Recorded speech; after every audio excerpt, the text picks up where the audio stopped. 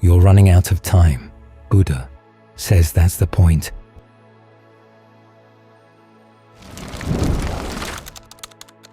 Act 1. The question.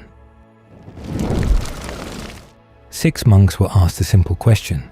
How often do you contemplate death? A. N. 6.19. The first said, I contemplate death once a day. The second, once every day and night. The third, once with every meal. The fourth, with every 4 morsels of food. The Buddha told all 4 of them, including the one who thought about death with every few bites, that they were practicing heedlessly, too infrequently, too casually. Only 2 passed. The 5th monk contemplated death with every single morsel. The 6th with every breath. Every breath. Now, this video is about something that might be the most important question you never fully ask. Not what happens when I die, but what happens when you face the fact that you will. Because it turns out, there are only 2 possible outcomes. Contemplating death is either the most destructive thing your mind can do, or the most liberating. And everything depends on how you hold that awareness. That gap between monk number 4 and monk number 5, between every meal and every morsel, that gap is where 2,500 years of Buddhist practice and 50 years of Western psychology collide. And what they found, independently, is almost identical. Almost. Where they part, that changes everything. But first, let's stay with what's strange here. A monk who thinks about death with every meal. Every single time he sits down to eat, he reflects on the fact that he will die. Most people would call that obsessive. A therapist might call it disordered. And the Buddha calls it heedless. Not wrong, not bad. Heedless, meaning not urgent enough, not precise enough, not deep enough to actually change anything. This is not what you'd expect. And it raises a question that most of us avoid more carefully than we avoid death itself. Is there a right way to think about the fact that you're going to die? Because we do think about it. If you're watching this, and especially if you've passed 50 or 60 or 70, you already know what it's like to have the thought arrive uninvited at a funeral, during a medical appointment, at 3 in the morning when the house is quiet and the thought is loud. You know what it feels like. The question is, what do you do with it? In 1986, 3 social psychologists, Sheldon Solomon, Jeff Greenberg, and Tom Pyszczynski, set out to answer a version of that question. Not the Buddhist version, the scientific version. They wanted to know, what happens to human behavior when people are reminded, even briefly, even subtly, that they are going to die? They built their work on an idea from a man we'll meet in detail shortly, Ernest Becker, who argued that the fear of death is the engine behind nearly everything civilization produces. Art, religion, nationalism, war, all of it, Becker claimed, is a defense mechanism, a way of pretending that you will somehow continue, that your work, your beliefs, your group will outlive your body. Becker called these immortality projects, and he believed that almost no one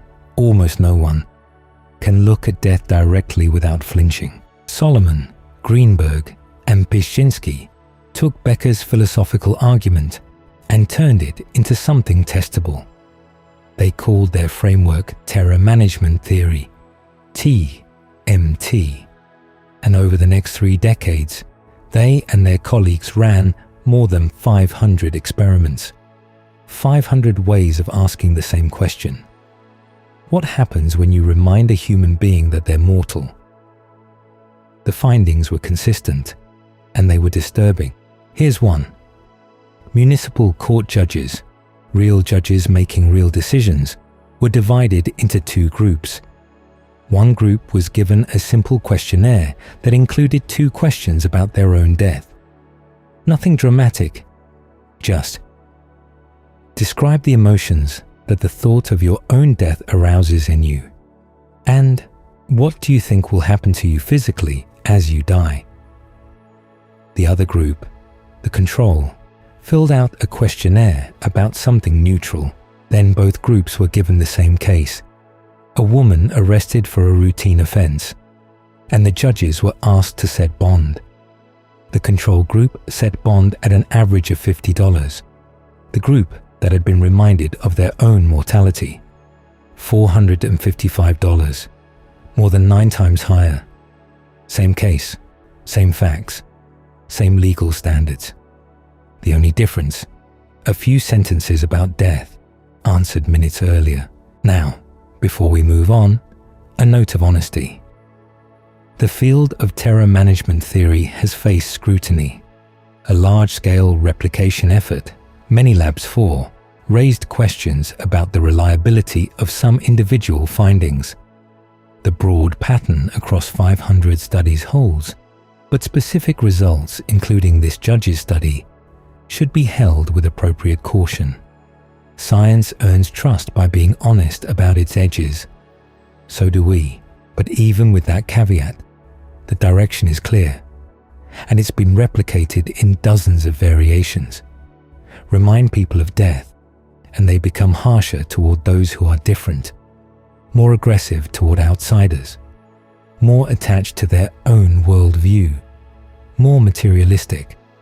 In one study, people standing near a funeral home expressed stronger nationalistic views than people 1 block away. The proximity of death, even the symbolic proximity, changes how people think, judge, and behave. And here is what matters for this video. None of the people in these studies chose to be harsher. None of them knew they were being affected. The defense is automatic, unconscious. You don't decide to flinch. Your mind flinches for you. So, we have 2 data points now. On one side, the Buddha, 2,500 years ago, telling monks who contemplate death daily that they're not doing it seriously enough. Telling them that death awareness needs to penetrate down to the level of a single breath, not as philosophy, as practice. On the other side, modern psychology, discovering that even a brief, indirect reminder of death makes people more defensive, more rigid, more punitive. That the default human response to mortality is not wisdom, it's armor. Same stimulus. 2 completely different claims about what it does. The question, the real question this video is about, is not whether death awareness is good or bad. It's why it destroys some minds and liberates others. And what, precisely, makes the difference? The monks who contemplated death every meal, they were doing more than most people will ever do. And the Buddha said it wasn't enough. What were the last 2 monks doing differently? Act 2. The Denial Machine. In 1945, a 21-year-old American soldier walked into a Nazi concentration camp, not as a prisoner, as a liberator. Ernest Becker was part of the Allied forces that opened the camps at the end of World War II. And what he saw there would shape every word he ever wrote. He never described the experience in detail, but decades later, everything he built, every argument, every book, circled back to one question. How do human beings live knowing that they will die? And more specifically, what do they build to pretend that they won't? Becker became an academic, but not a comfortable one. He was fired from Syracuse University. His ideas were too large, too cross-disciplinary, too uncomfortable for any single department. He drew from Freud, Kierkegaard, Otto Rank, existential philosophy, anthropology, and he wove them into a single thesis that most people didn't want to hear. The thesis was this: the fear of death is not one fear among many. It is the fear, the foundation beneath every other anxiety. And civilization itself, art, religion, politics, nationalism, even love, is, at its deepest level, a defense against that fear. A symbolic system designed to make you feel like you matter, like something of you will survive. Becker called these systems immortality projects. The empire you build, the legacy you leave, the group you belong to that feels eternal even though you are not, the belief system that promises something beyond the grave. None of them actually solve the problem. They manage it. They keep the terror just far enough away that you can function. He called this arrangement the vital lie, the agreement we make with ourselves, largely without knowing it, to not look directly at what is coming. Becker was writing this argument into a book, The Denial of Death, when he was diagnosed with colon cancer. He was 49 years old. Think about that for a moment. A man whose entire intellectual life was devoted to understanding how humans deny death, now forced to face his own. The theory and the reality converging. He kept writing. He finished the manuscript. And in one of his last recorded conversations with the journalist Sam Keane, he said something remarkable.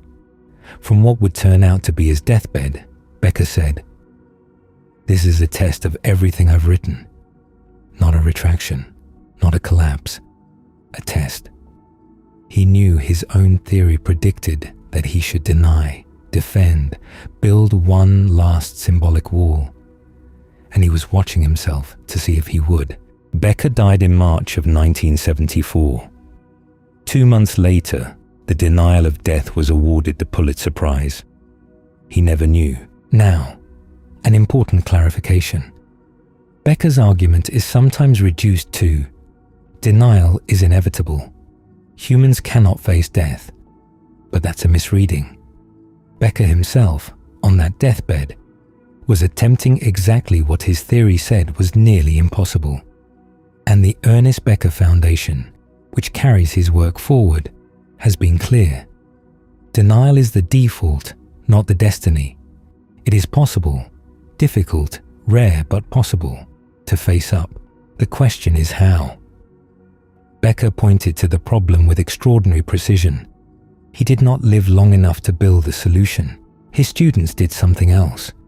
They built a laboratory.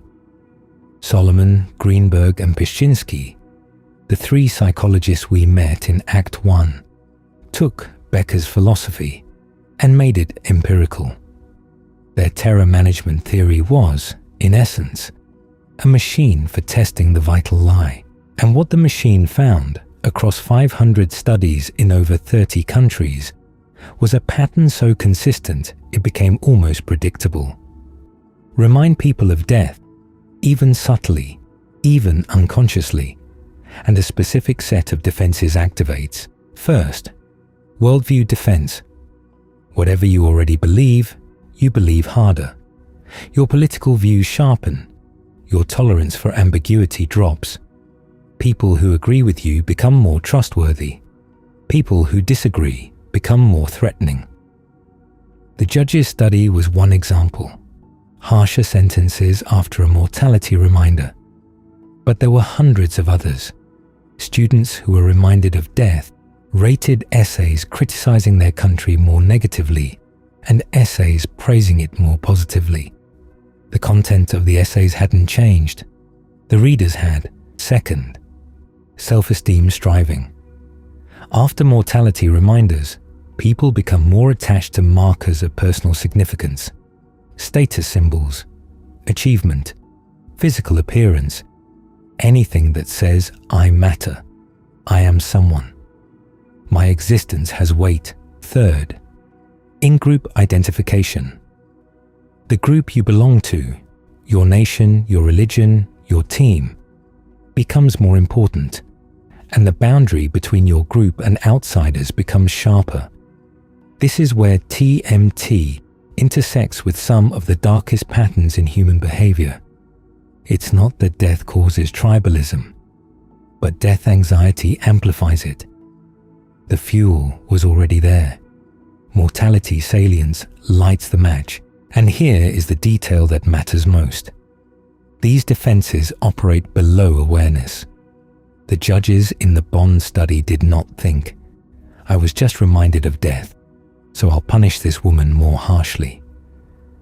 They simply felt, without knowing why, that the offense was more serious. The defense is not a choice, it's a reflex. You don't build the wall builds itself. Now, here is where things become interesting for our purposes. Because every one of these findings, when you look at them through a Buddhist lens, is already described, not in the language of psychology, in the language of the suttas, but described with precision that is frankly startling. What TMT calls worldview defense, the automatic tightening of beliefs when threatened, the Buddhist tradition calls upadana, clinging. Specifically, clinging to views, dithupadana. MN11. The suttas describe the mind that grips its positions not because they are true, but because releasing them feels like a small death. The identity built on those views would collapse, and the mind, untrained, cannot tolerate that collapse. What TMT calls immortality projects, the symbolic structures we build to outlast our bodies. Buddhism calls bhavatanha, craving for becoming, SN 56.11. The desire to be something, to continue, to extend yourself into a future that will hold your shape after you're gone. The career that defines you, the legacy that carries your name, the belief system that promises you persist. Bhavatanha is not described as evil in the suttas. It's described as the deepest layer of craving, the one that survives even after you've let go of sensory pleasure. You can give up comfort and still cling to being, and what TMT calls mortality salience, the triggering condition that activates all of these defenses. The Buddhist tradition treats not as a problem to manage, but as a practice to develop. This is the critical turn. TMT says, death awareness triggers defense. Buddhism says yes. In the untrained mind, it does exactly that. And then asks, what about the trained mind? Because the Buddha did not deny a single thing Becker discovered. The vital lie is real. Immortality projects are real. The reflex to defend, cling, and identify when threatened by impermanence, all real. The Buddhist diagnosis and the psychological diagnosis agree almost completely on what happens when an unprepared mind meets mortality. They disagree profoundly on whether that's the end of the story. The monks in that opening sutta, the four who were called heedless, they were contemplating death. Regularly, sincerely, and it wasn't enough. Not because the contemplation was wrong, but because the mind holding the contemplation hadn't been trained deeply enough to do anything other than what TMT predicts. Register the threat and defend. The last two monks, every morsel, every breath, were doing something qualitatively different. Not more frequent repetition of the same thought. A different relationship to the thought entirely. What that relationship looks like and what it does to the mind that holds it. That's what we turn to now. Act 3. The opposite response. So here is what we know so far. Psychology has spent 50 years documenting what happens when human beings are reminded of death. The answer is consistent. They defend. They cling harder to what they already believe. They build walls, symbolic, ideological, tribal, and they do it without knowing they're doing it. The defense is automatic. The defense is unconscious. And according to Becker, the defense is the default setting of every human mind. The Buddha would not have disagreed with any of that, but he would have said, "You're stopping too early." Let's go back to the sutta. AN 6.19. 6 monks, the Buddha asks, how do you develop mindfulness of death? 4 answers. Once a day, once a night, once a meal, every 4 morsels, all heedless. Now, the word the Buddha uses here is not wrong. It's not bad. The Pali term is pamada. Heedlessness, complacency, lack of urgency. These monks are not failing because they're avoiding death. They're failing because they're visiting it, dropping in, checking the thought like checking a clock. Yes, death noted. And then returning to business as usual. This is precisely what TMT measures. A brief reminder of mortality, a questionnaire, a passing thought, and then the defenses engage. Visit death arrow, flinch arrow. Return to the vital lie. The monks who contemplate death once a day are doing, structurally, what the subjects in a TMT experiment do. They encounter mortality.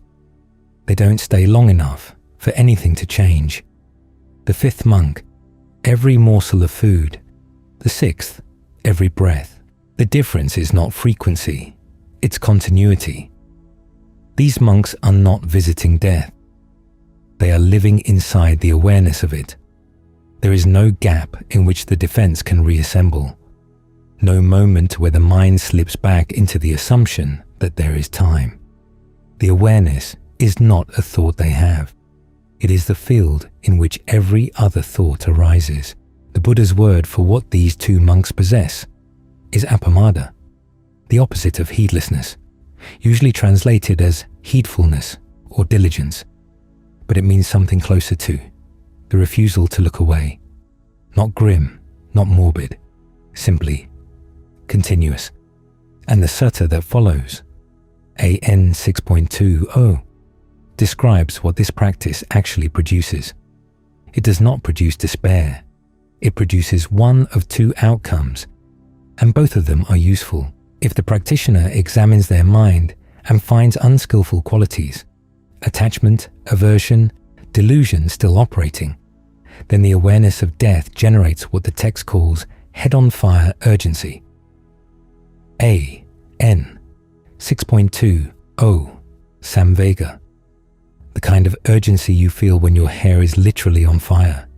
You do not deliberate, you do not schedule. You act now because there is no guaranteed later. But if the practitioner examines their mind and finds no unskillful qualities present, the text says something remarkable. It says the practitioner experiences joy and rapture, papati and pamoja, not relief, not numbness, joy. Read that again. A person who is fully aware, in this very moment, that they could die before finishing this breath, and whose mind is clear of clinging, experiences joy.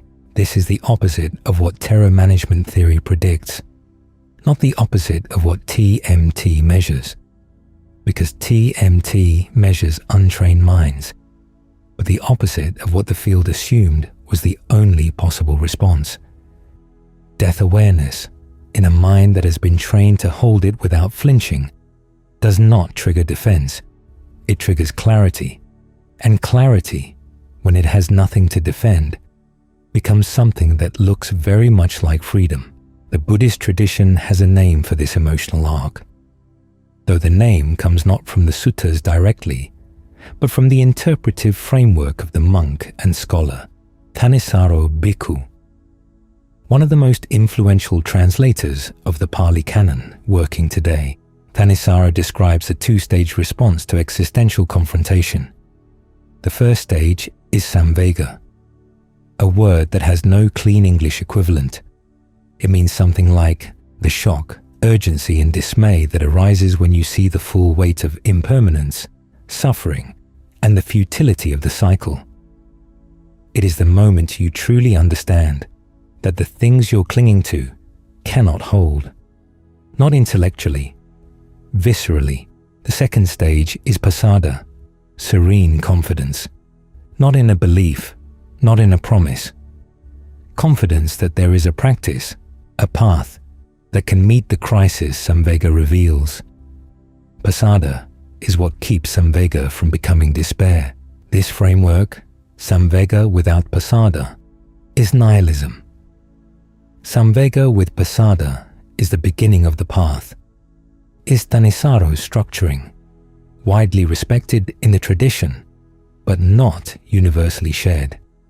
It should be held as one deeply informed reading among others, but it describes something that anyone who has practiced seriously will recognize: the moment when the weight of impermanence stops being a burden and starts being a doorway. And here is what is remarkable. Starting in 2010, Western psychology began to document, without any reference to Buddhism, exactly this two-stage pattern. Laura Niemiec and a team of researchers published a series of 7 studies examining what happens when mindful people are subjected to standard TMT mortality reminders. Niemiec et al., 2010. The results broke the pattern. In every standard TMT experiment, mortality salience triggers worldview defense. People cling harder, judge harsher, identify more rigidly with their in-group. But participants who scored high in mindfulness showed none of these defensive responses. Reminded of death, they did not become more rigid. They did not become more punitive. They did not cling, and one finding stood out. When asked to write about their own death, the mindful participants wrote longer, not shorter. They engaged with the topic more fully, more openly, more willingly. Where the standard response was to minimize, get through the questionnaire quickly, move on, the mindful response was to stay. Niemiec's interpretation was precise. TMT defenses depend on the suppression of death-related thoughts. The mind registers the threat, pushes it below awareness, and the unconscious defense activates. Mindfulness disrupts this mechanism, not by removing the awareness of death, but by keeping it conscious. When death thoughts remain in awareness, held, examined, not pushed away, the defensive machinery has nothing to trigger against. There is no suppressed threat to manage. The terror cannot manage what the mind is already openly holding. This is, stated in the language of cognitive psychology, exactly what the 6th monk in AN 6.19 was doing. Every breath, no suppression, no gap, and therefore no defense needed. But the most striking finding came 9 years later, and from an unexpected source. In 2019, Tom Pyszczynski, one of the 3 founders of terror management theory itself, co-authored a study with Crystal Park examining the effect of meditation on mortality salience responses. Park and Pyszczynski, 2019, a single meditation session, not years of practice, not monastic training, 1 session, and the participants showed no worldview defense under mortality salience. The TMT effect, the pattern Pyszczynski had spent his career documenting, disappeared. The study also reviewed data on experienced Buddhist monks. Their defensive response to mortality reminders was 0. Consider what this means.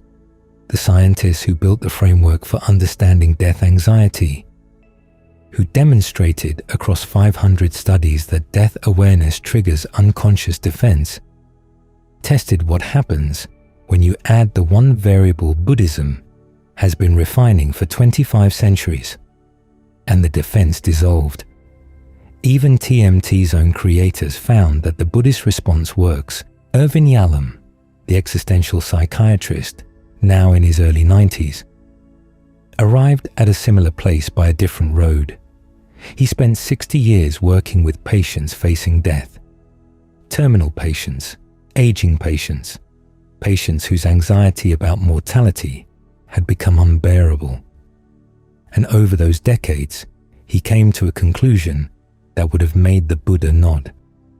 Though the physicality of death destroys us, Yalom wrote, the idea of death saves us, not may save us, saves us.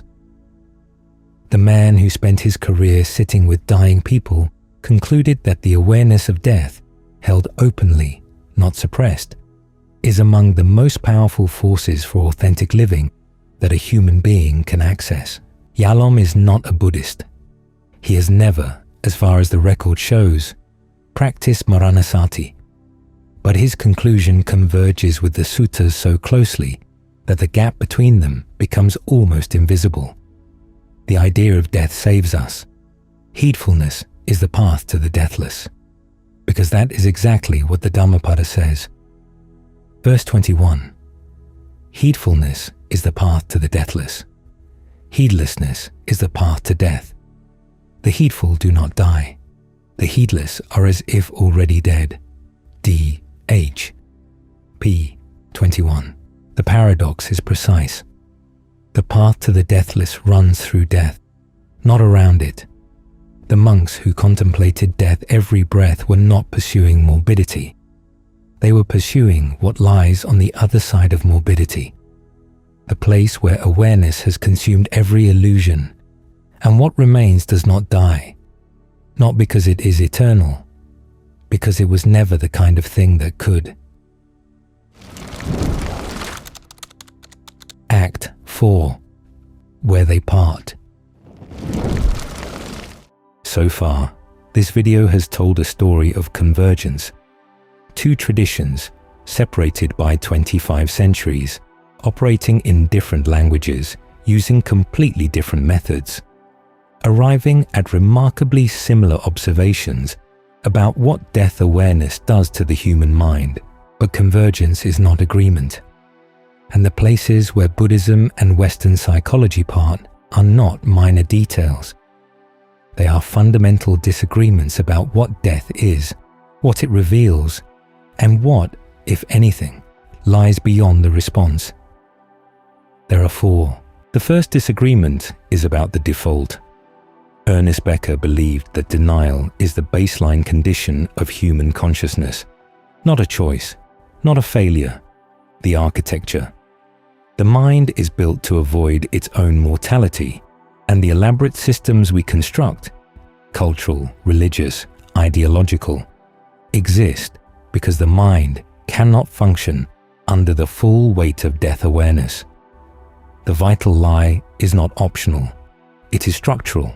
The Buddha looked at the same architecture and said, "Yes, that is how the untrained mind works." And then he added a word that Becker never could: untrained.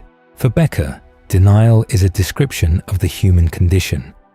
For the Buddha, it is a description of the starting condition, the place where every mind begins, but not the place where every mind must stay.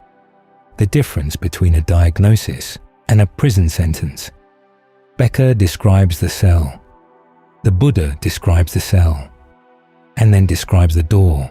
This is not a small disagreement. It is the difference between a psychology that manages suffering and a practice that claims to end it. Becker's framework can explain why you flinch. It cannot train you not to.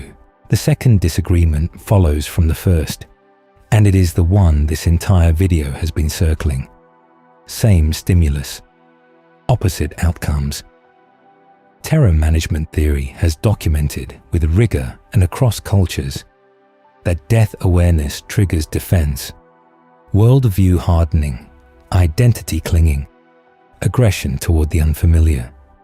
This is what death does to a mind that has not been prepared. Maranasati, death awareness as practice, produces the opposite. Clarity, urgency without panic, joy without denial, an openness that does not need to defend because it has stopped building the structures that require defending. Same stimulus. You are going to die. Two responses, armor or awakening. The variable is not the stimulus, it is the mind receiving it. Western psychology discovered this empirically. Niemiec's mindfulness studies, Park and Pischinsky's meditation findings. But the discovery came as a surprise. Within the TMT framework, the mindfulness effect was an anomaly, something that shouldn't have worked, according to the model, but did. Within the Buddhist framework, it was never an anomaly. It was the entire point. AN 6.19 does not describe a special case. It describes the training protocol. Of course, death awareness liberates the prepared mind. That is what the preparation is for. The difference: psychology found an exception to its rule. Buddhism built a path on it. The third disagreement is about ambition. Western psychology, TMT, Yalom, the existential tradition broadly, is descriptive. It maps what happens. It documents the defenses, measures the effects, identifies the variables. And when it offers a response, Yalom's authentic living, the mindfulness interventions, the therapeutic encounter with mortality. The goal is adjustment, integration, a healthier relationship with the fact that you will die. The aim is to live well despite death, to find meaning, connection, authenticity, knowing that all of it is temporary. Buddhism is prescriptive. It does not stop at describing the problem. It claims a solution, and the solution is not adjustment. It is not a healthier relationship with impermanence. It is the end of suffering. Nirodha, cessation, not learning to live with the disease, curing it. This is a vastly larger claim, and it is the claim that separates the Buddhist response from every Western framework, no matter how convergent the observations seem. Yalom's "the idea of death saves us" and the Dhammapada's "heedfulness is the path to the deathless" sound almost identical. But Yalom means awareness of death motivates authentic engagement with a finite life. The Dhammapada means awareness of death, cultivated to its fullest depth, leads to something that is not subject to death at all. One is therapeutic, the other is soteriological, concerned not with well-being, but with liberation. You do not have to accept the Buddhist claim to recognize that it is a different kind of claim. Psychology says, face death and live better. Buddhism says, face death and discover what does not die. The fourth disagreement is about what remains when the defenses drop. In terror management theory, when you strip away the defenses, worldview, self-esteem, group identity, what remains is anxiety. Raw, unmanaged, existential anxiety. The defenses exist because the undefended state is intolerable. Remove the vital lie, and you are left with terror. That is, after all, why it's called terror management. In Buddhism, when you strip away the defenses, the clinging to views, the craving for becoming, the identification with the aggregates, what remains is not terror. It is not the thing the defenses were protecting you from. What remains, the suttas say, is clarity, awareness without the weight of what awareness was carrying. The aggregates, form, feeling, perception, fabrication, consciousness, are seen as not self, not because there is nothing there, but because what is, there was never the fixed, permanent, threatened entity you believed it to be. SN 22.59. This is why the last two monks in AN 6.19 could contemplate death every morsel, every breath, without being destroyed by it. They were not braver than the first four. They had less to protect. The mind that has stopped building the self, or more precisely, the mind that has stopped mistaking the aggregates for a self that needs defending, meets death the way water meets water. There is no boundary to breach. These four disagreements are honest ones. They are not resolved by this video, and they should not be. But there is a framing that holds all four together without forcing a winner. And it comes, as it often does in the suttas, from the concept that gives this channel its name, the middle way, applied not to pleasure and asceticism, as it was in the Buddha's first teaching, but to death itself, one extreme, denial, the vital lie. Becker's default, TMT's measured response. Build the walls, maintain the illusion, do not look. This is the extreme of avoidance, and it is, as Becker himself showed, the dominant strategy of human civilization. The other extreme, morbidity, obsession with death, the grim fixation that reduces everything to ash. This is what most people fear when they hear death contemplation, that it will pull them into darkness. Maranasati walks between. It is not denial. It faces death fully, continuously, with every breath. And it is not morbidity, because the purpose of the contemplation is not death itself, but the clarity and urgency that arise in its light. The contemplation of death is not the destination, it is the instrument, this framing. Maranasati, as a middle way between denial and morbidity, is, it should be said, an interpretive application. The suttas do not use the phrase middle way in connection with death practice explicitly, but the structure is present. A. N. 6.2. O describes two outcomes, urgent practice or joy, and neither of them is despair. The middle way is not always named. Sometimes it is simply practiced. Act 5. Close. Let's return to where we began. 6 monks. One question. How often do you contemplate death? We've now spent 40 minutes understanding why that question matters, and why the Buddha's answer was so much more demanding than it first appears. 4 monks who thought about death regularly, daily, nightly, with every meal, with every few morsels, told they were heedless. 2 monks who held death awareness with every bite, every breath, told they were on the right path. And we've seen, through 50 years of Western research, that the Buddha never read and never needed to. Why the gap between those 2 groups is not a matter of frequency, but of depth. The first 4 were visiting death. The last 2 were living in its presence. And the mind that lives in the presence of death, without flinching, without suppressing, without building walls, that mind does not break. It clarifies. But this video would be incomplete and, frankly, dishonest if it left you only with the science and the suttas and not with the question that is probably sitting in some of you right now. What do I actually do with this?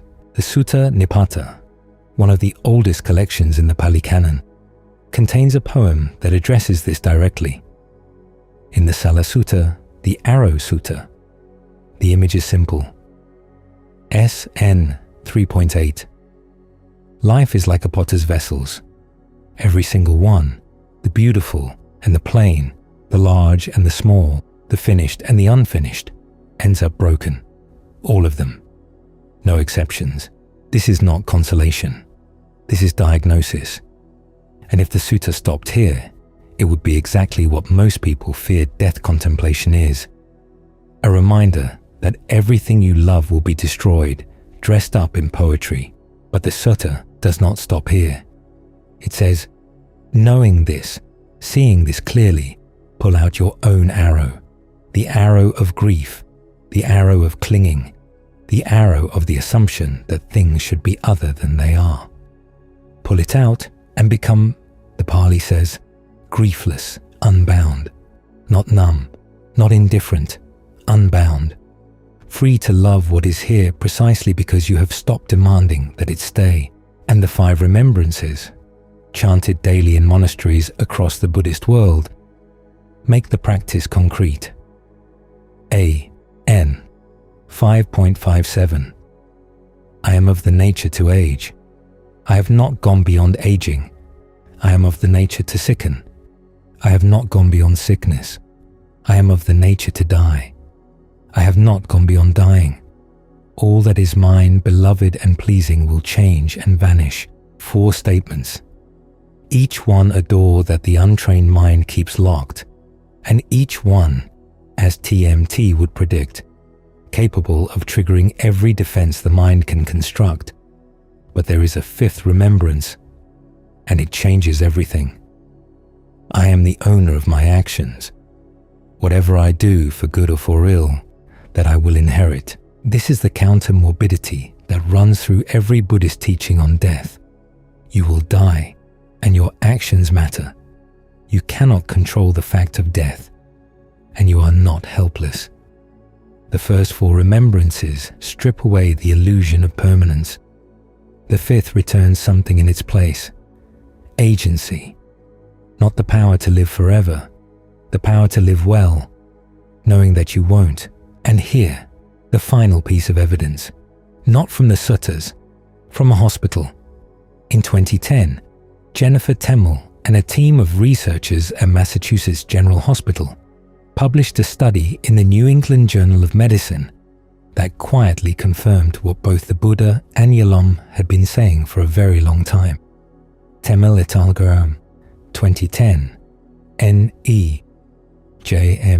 Patients with metastatic lung cancer, terminal, incurable, were divided into 2 groups. One group received standard oncological care. The other received the same care plus early palliative care, which, in practice, meant regular, open, structured conversations about the reality of their situation, about what was coming, about what mattered to them now. The group that faced their death openly was less depressed. 16% versus 38%. They chose less aggressive treatment in their final weeks. They were not giving up. They were choosing differently, with clarity rather than denial. And then the finding that no one expected. The patients who received early palliative care, the patients who faced death, lived longer, not by days, by months. 11.6 months versus 8.9.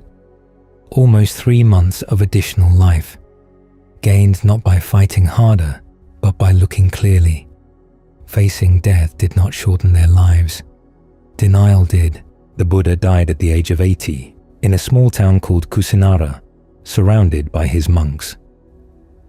DN 16. The Mahaparinibbana Sutta, the longest sutta in the Pali Canon, records his final hours with the precision and restraint of an eyewitness account. He was ill. He knew he was dying. And in his last teaching, he said, "All fabrications are subject to decay. Bring about completion through heedfulness, appamada." The same word from AN 6.19. The same quality that separated the 2 heedful monks from the 4 who were not. The last word the Buddha chose, out of everything he could have said in 45 years of teaching, was heedfulness. The refusal to look away. The commitment to remain aware of impermanence, of death, of the preciousness of this breath, until the very end. And then he passed through the jhanas, the states of meditative absorption, one by one, forward and back, and then he was gone. What happened next is, in some ways, more remarkable than the death itself. The monks who were fully liberated, the arahants, received the news with equanimity. The text records their response. All fabrications are inconstant. What else is there to expect? No shock, no collapse, no defense. The monks who had completed the training met the death of their teacher the way the 6th monk in ANN 6.19 met the awareness of his own, without flinching, not because they didn't love him, but because they had already pulled out the arrow. They had already stopped demanding that what is impermanent should be permanent, and what remained, the grief that arises in a mind that clings to nothing, is not the grief that destroys. It is the grief that sees clearly, honors fully, and lets go. You're running out of time. That is not a threat. It is not a diagnosis. And it is not, despite what your mind may be doing with it right now, a reason to build another wall. It is the starting point. The monks knew it. Becker knew it. On his deathbed, testing everything he'd written. Yalom knows it. In his 90s, with zero death anxiety, the patients in Temel's study knew it and lived longer for the knowing. The question was never whether you would die. The question, the one the Buddha asked those 6 monks, the one this video has been asking you, is whether you will be heedful or heedless in the time that remains. Every breath is an answer.